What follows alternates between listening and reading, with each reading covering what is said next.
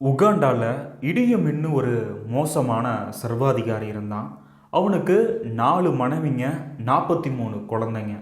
அப்படி இருந்துமே அவன் ஒரு மோசமான உமனைசரா இருந்தான். அவன் வந்துட்டு பார்த்தீங்க அப்படின்னா, ரோட்ல போகும்போது ஏதாவது ஒரு பொண்ண பார்த்தான் அப்படின்னா, அந்த பொண்ணு அவனுக்கு புடிச்சு போச்சு அப்படின்னா, அவங்களுக்கு மேரேஜ் ஆனாலும் சரி, ஆகலனாலும் சரி, அத பத்தி அவனுக்கு கவல கிடையாது. அவிங்கள பாலியல் வன்கொடுமை பண்ணுவான்.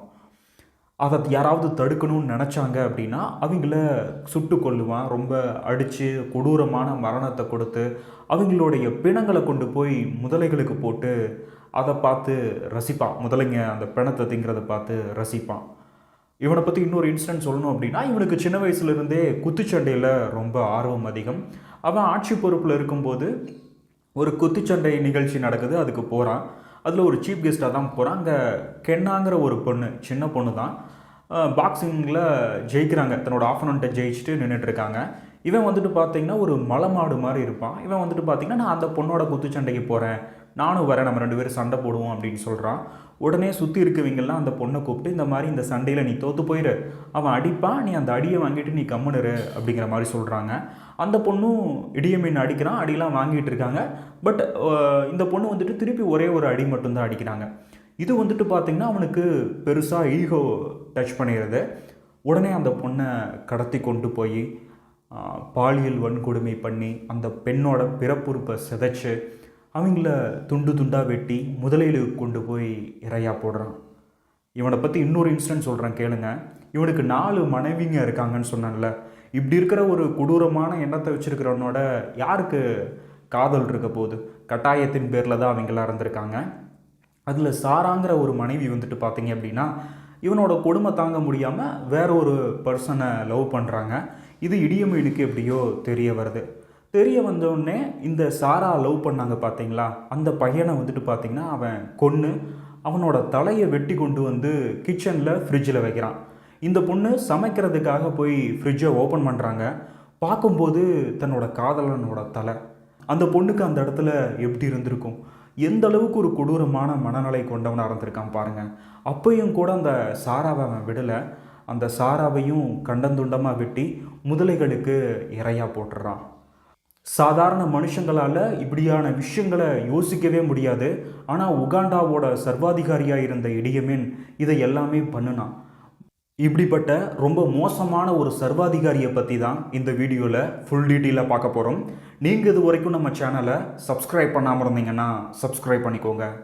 நம்ம கதையோட வில்லனான இடியமீன் 1928ஆம் ஆண்டு உகாண்டாவில் ஒரு ஏழை குடும்பத்தில் பிறக்கிறான். இவன் பிறந்த உடனே இவங்க அப்பா வந்துட்டு பார்த்தீங்கன்னா, இவங்க அம்மாவையும் இவனையும் விட்டுட்டு போயிடுறாரு. அதுக்கான ரீசன் என்னன்னு தெரில. ஒரு வேளை இப்படி ஒரு சனி நான் பெத்துட்டோமே அப்படிங்கிறதுக்காக கூட விட்டுட்டு போயிருக்கலாம். சின்ன வயசுலேருந்தே ஏழ்மையின் பிடியில் தான் வாழ்கிறான். இவன் வந்துட்டு பார்த்தீங்கன்னா, சின்ன வயசுலேருந்தே இவனுக்கு ஒரு அக்ரஸிவான குணம் தான் இருக்குது. மற்றவங்களோட சண்டை போடுறது, புள்ளி பண்ணுறது, இந்த மாதிரியான விஷயங்களை தான் பண்ணுறான். சின்ன வயசுலேருந்தே இவனுக்கு வந்துட்டு குத்துச்சண்டைகளில் நல்ல ஆர்வமும் இருக்குது. இவனோட வாழ்க்கையை வந்துட்டு பார்த்தீங்க அப்படின்னா, அப்போ வந்துட்டு உகாண்டாவை ஆட்சி செஞ்சுட்டு இருந்தது பிரிட்டிஷ்காரங்க தான். பிரிட்டிஷ் இராணுவத்தில் ஒரு சமையல்காரனாக இவனோட வாழ்க்கையை ஸ்டார்ட் பண்ணுறான். எவ்வளோ நாளைக்கு சமையல்காரனாக இருக்கிறது அப்படின்னு சொல்லிட்டு பிரிட்டிஷ் இராணுவத்தில் ஒரு சிப்பாயாகவும் போய் சேர்றான். அப்படி சேரும்போது வந்துட்டு பார்த்தீங்கன்னா, பிரிட்டிஷ்காரங்களுக்கும் பக்கத்து நாடான கென்யாவில் இருக்கக்கூடிய கிளர்ச்சியாளர்களுக்கும் இடையில பிரச்சனை வருது. அப்படி வரும்போது வந்துட்டு பார்த்தீங்க அப்படின்னா, பிரிட்டிஷ் இராணுவத்தில் சிப்பாயாக இருந்த இடியமீன் வந்துட்டு பார்த்தீங்கன்னா, அந்த கிளர்ச்சியை அடக்கிறதுக்காக கென்யா போகிறான். அங்கே போர்க்களத்தில் நல்லாவே சண்டை போடுறான். போர்க்களத்தில் நல்லா சண்டை போடுறத வந்துட்டு அங்கே இருக்கக்கூடிய பிரிட்டிஷ் தளபதிகள் பார்க்கும்போது, சரி இவனுக்கு நல்ல எதிர்காலம் இருக்குது அப்படின்னு சொல்லிட்டு நல்ல உயர் பதவிகளெல்லாம் கொடுக்க ஆரம்பிக்கிறாங்க. இப்படி இருக்கக்கூடிய சுச்சுவேஷனில் 1962ஆம் ஆண்டு பிரிட்டிஷ்காரங்க உகாண்டாவுக்கு சுதந்திரம் கொடுக்குறாங்க. அப்படி உகாண்டாவுக்கு சுதந்திரம் கொடுக்கும்போது உகாண்டாவோட இராணுவத்தோட தலைமை தளபதிங்கிற ஒரு பொசிஷனவே அப்போ இடியமீன் அடைஞ்சிருந்தார். உகாண்டா சுதந்திரம் அடைஞ்ச உடனே அந்த நாட்டோட ஆட்சி தலைவராக மில்டன் அவர்கள் பொறுப்பேற்கிறாரு. மில்டன் அவர்களையும் ரொம்ப நல்லவர்லாம் சொல்ல முடியாது. அவர் வந்துட்டு பார்த்தீங்கன்னா, தன்னோட ஆட்சி அதிகாரத்தை காப்பாற்றிக்கணும் அப்படிங்கிறதுக்காக அதுக்கு நம்மளுக்கு இராணுவத்தோட சப்போர்ட் வேணும் அப்படிங்கிறதுக்காக இடியமீனை பெரிய அளவில் வளர்த்து விடுறாரு. இடியமீனுக்கு நிறைய அதிகாரத்தையும் செல்வாக்கையும் கொடுக்குறாரு. தனக்கு எதிராக போராடக்கூடிய மக்களையும் எதிர்க்கட்சிகளையும் அடக்கி ஒடுக்கணும் அப்படிங்கிறதுக்காக இடியமீனை அவர் யூஸ் பண்ணிக்கிறாரு. இப்படி இருக்கக்கூடிய சுச்சுவேஷனில் உகாண்டாவில் 2 இனக்குழுக்களுக்கு இடையில் ஒரு மிகப்பெரிய கலவரம் வெடிக்குது. கரமோஜா, தனஞ்சா இந்த 2 இனக்குழுக்களுக்கும் இடையில தான் மோதல் வெடிக்குது. இந்த கலவரத்தை அடக்கிறதுக்கு மில்டன் வந்துட்டு பார்த்தீங்கன்னா இடியமீன் அனுப்புகிறாரு. இடியமீன் தன்னோட படைகளோட போகிறாரு. அங்கே கலவரக்காரர்களை கண்மூடித்தனமாக சுட்டு கொள்கிறான். அங்கே இருக்கக்கூடிய பெண்களை பெரிய அளவில் பாலியல் வன்கொடுமைக்கு உட்படுத்துகிறான். தன்னோட இராணுவ வீரர்களுக்கு அங்கே இருக்கக்கூடிய பெண்களை பரிசாக கொடுக்குறான். அந்த இராணுவ வீரர்கள் அந்த பெண்களோட பிறப்புறுப்புகளை சிதைக்கிறது, மார்பகங்களை அறுத்தறிகிறது, இந்த மாதிரியான கொடூரமான விஷயங்களை பண்ணி அங்கே ரொம்ப மோசமான இன அழிப்புகளை உகாண்டா இராணுவம் அங்கே பண்ணுறாங்க. இது உலக அரங்கில் ஒரு மிகப்பெரிய அதிர்வலைகளை ஏற்படுத்தியிருந்தது. ஆனால் மில்டன் வந்துட்டு இடியமீனோட இந்த அட்டூழியங்களை பெருசாக கண்டுக்கலை. அதுக்கான காரணம் என்ன அப்படின்னா, தன்னோட ஆட்சி அதிகாரத்தை தக்க வைக்கிறதுக்கு இடியமீனோட சப்போர்ட் வேணும் அப்படிங்கிறதுக்காக கண்டுக்காமல் விட்டுறான். இதை வந்துட்டு பார்த்தீங்கன்னா இடியமீன் யூஸ் பண்ணிக்கிறான். நாம் ஏன் வந்துட்டு மில்டன் ஆட்சி அதிகாரத்தில் இருக்கணுங்கிறதுக்காக இவ்வளோ விஷயங்களை பண்ணணும், கம்முன்னு மில்டனை தூக்கிட்டு நம்மளே ஆட்சி அதிகாரத்துக்கு வந்துடலாம்ல அப்படிங்கிறத யோசிக்கிறான். சரியான டைமுக்காகவும் வெயிட் பண்ணுறான். 1971 மில்டன் வந்துட்டு பார்த்தீங்க அப்படின்னா சிங்கப்பூரில் காமன்வெல்த் மாநாட்டுக்காக போகிறாரு. இதுதான் நமக்கான டைம் அப்படிங்கிறத புரிஞ்சுக்கிட்ட இடியமீன் உகாண்டாவோட ஆட்சி அதிகாரத்தை கைப்பற்றான். இராணுவத்தில் இருந்த மில்டனுக்கு ஆதரவான தளபதிகளையும் சிப்பாய்களையும் கொன்று ஒழிக்கிறான். அதுக்கடுத்தது மில்டன் அமைச்சரவையில் இருந்த அமைச்சர்களையும் மில்டனோட விசுவாசிகளையும் கொன்று ஒழித்து உகாண்டாவோட ஒட்டுமொத்த ஆட்சி அதிகாரத்தையும் தன்னோட கண்ட்ரோலுக்கு கீழே கொண்டு வர்றான். உகாண்டாவில் இடியமீன் பவருக்கு வந்த உடனே இடியமீனோட அட்டூழியம் நாளுக்கு நாள் அதிகரிக்க ஆரம்பிக்குது. உகாண்டாவோட மக்கள் வறுமையில் இருக்கிறப்ப இடியமீனும் அவனோட ஆதரவாளர்களும் செல்வ செழிப்பில் திளைக்க ஆரம்பித்தாங்க. அது மட்டும் இல்லாமல் இன்ட்ரோவில் நான் முதல்ல சொன்ன விஷயம் எல்லாமே உகாண்டா முழுக்க நடக்குது. இது உகாண்டா மக்கள் மத்தியில் இடியமீனுக்கு எதிரான வெறுப்புணர்வு நாளுக்கு நாள் அதிகரிக்க ஆரம்பிக்குது.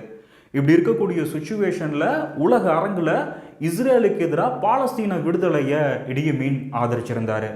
1976 இஸ்ரேலிருந்து ஒரு பயணிகள் விமானம் பிரான்ஸ் போகுது. அந்த விமானத்தை பாலஸ்தீன போராளிகள் கடத்தி உகாண்டாவுக்கு கொண்டு வர்றாங்க. உகாண்டாவில் இருக்கக்கூடிய ஒரு இராணுவ தளத்தில் அந்த பயணிகள் விமானத்தை நிறுத்துறாங்க. இதுக்கு இடியமீனும் ஆதரவு கொடுக்குறாங்க. அதுக்கப்புறம் பாலஸ்தீன போராளிகள் இஸ்ரேலோட ஒன்றா பேச்சுவார்த்தை நடத்தினா எனக்கு இந்த மாதிரியான விஷயங்களெல்லாம் நீ பண்ணணும் அப்படிங்கிற மாதிரியான விஷயங்களை சொல்கிறாங்க.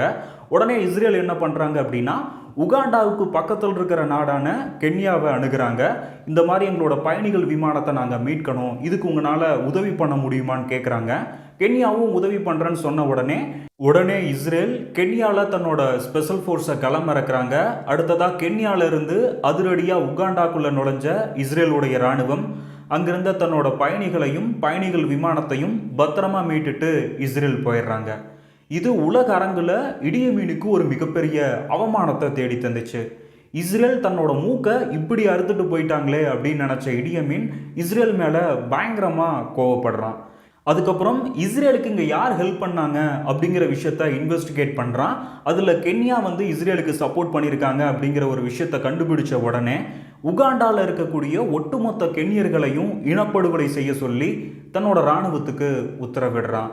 உகாண்டா இராணுவமும் இடியமீன் பேச்சை கேட்டுட்டு உகாண்டாவில் இருந்த ஒட்டுமொத்த கென்யர்களையும் மிகப்பெரிய அளவில் இனப்படுகொலை செஞ்சாங்க. எவ்வளவு ஆட்டம் ஆடினாலும் எல்லா வில்லனுக்கும் ஒரு எண்டு இருக்கணும்ல. இடியமீனுக்கான முடிவுரையை பக்கத்து நாடான தான்சானியா எழுதுறாங்க. அதுக்கு முன்னாடியே இடியமீன் இராணுவத்திலேயே மில்டன் ஆதரவான இராணுவ வீரர்கள் இருந்திருக்காங்க, தளபதிகளும் இருந்திருக்காங்க. அதுக்கப்புறம் இடியமீனோட அட்டூழியங்கள் தாங்க முடியாமல் உகாண்டாலேயே நிறைய புரட்சி குழுக்களும் உருவாகி இருந்தாங்க. இப்படி இருக்கக்கூடிய ஒரு சுச்சுவேஷனில் தான் 1979 தான்சானியா உகாண்டா மேலே போர் தொடுக்கிறாங்க. அப்படி போர் தொடுக்கும் போதும் அந்த கிளர்ச்சி குழுக்களும் மில்டன் ஆதரவாளர்களும் இடியமீனுக்கு எதிராக திரும்புகிறாங்க. போரில் தான் தோக்க போகிறத உறுதியாக தெரிஞ்சுக்கிட்ட இடியமீன் தன்னோட ஃபேமிலியோட ஒன்றா லிபியாவுக்கு தப்பிச்சு போயிடுறான். அதுக்கப்புறம் உகாண்டாவோட ஆட்சி அதிகாரத்தை மில்டன் அவர்கள் திரும்ப கைப்பற்றுறாரு. கொஞ்ச நாளைக்கு லிபியாவில் இருந்த இடியமீன் அதுக்கப்புறம் சவுதி அரேபியாவுக்கு போகிறான். அங்கே அந்த வீணா போன மன்னர் குடும்பம் இடியமீனுக்கு நல்ல சொஃபஸ்டிகேட்டடான ஒரு லைஃப்பை கொடுக்குறாங்க. சவுதியில் நல்லா வாழ்ந்து அனுபவித்து 2003ஆம் ஆண்டு கிட்னி ஃபெயிலியரால் இடியமீன் உயிரிழக்கிறான். இந்த இடியமீன் உகாண்டாவில் 8 வருஷம் ஆட்சி அதிகாரத்தில் இருந்திருக்கான். இந்த 8 வருஷத்தில் 6லிருந்து 7 லட்சம் மக்களை கொன்று குவிச்சிருக்கான். ஆயிரக்கணக்கான பெண்களை கற்பழித்து கொண்டிருக்கான். இவ்வளவு பாவத்தை செஞ்ச இடியமீன் அவனோட வாழ்க்கையில் அதுக்கான தண்டனையை அனுபவிக்காமையே செத்துட்டான். இடியமீனோட இந்த கதையை படிக்கும்போது கர்மா மேலே இருந்த நம்பிக்கையே எனக்கு போயிருச்சு. இந்த பாலா போன இடியமீனை பற்றி நீங்கள் என்ன நினைக்கிறீங்க? கர்மா மேலே உங்களுக்கு நம்பிக்கை இருக்கா இல்லையா அப்படிங்கிற உங்களோட கருத்துக்களை கமெண்ட் பண்ணுங்கள். நன்றி.